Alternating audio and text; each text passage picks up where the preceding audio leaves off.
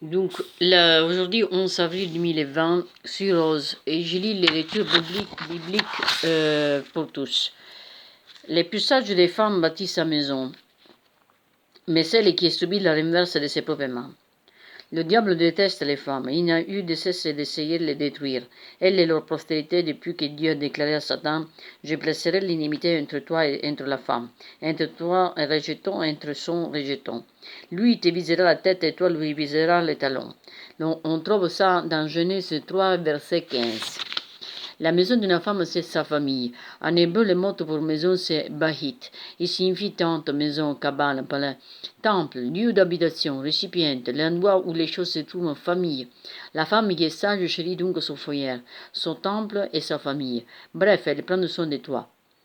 Elle garde sa maison propre et bien rangée afin de ne pas avoir honte quand ses amis l'appellent.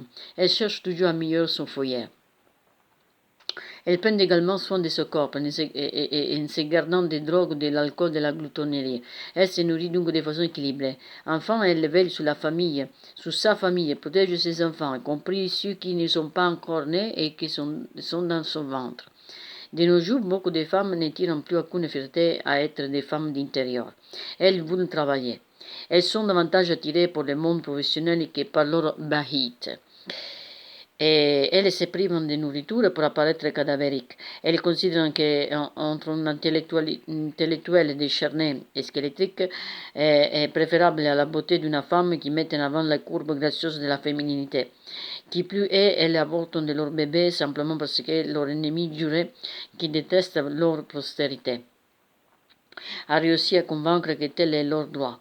Ces jeunes femmes ne réalisaient pas qu'elle est tombée entre les mains des malins et qu'elle ne parviendra jamais ni à la détruire ni à briser le contrôle qui exerce sur elle. À l'inverse, elle démolit sa propre maison. Elle cherche la liberté mais se trouve esclave du diable. Elle se place elle-même sous un plus grand esclavage que sa mère ou sa grand-mère avant elle. Donc cela ne pose aucun problème à Satan que les femmes ayant du succès dans leur ministère s'ils parviennent à détruire les destinées que Dieu a prévues pour elles.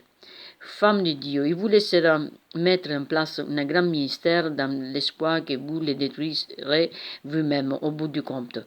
En fait, il sait que plus ce ministère sera grand, plus Dieu sera couvert de honte s'il peut amener à ce que vous le démonissez par des comportements impies. Aussi demeurer humble, parce qu'il est difficile à Satan de faire tomber une femme de Dieu humble.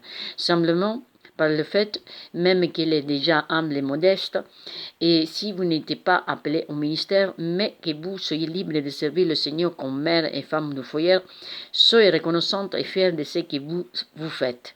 Transformez votre maison en sanctuaire pour Dieu et pour son peuple. Je vous laisse ça au nom de Dieu Père éternel. Amen. Bonne journée.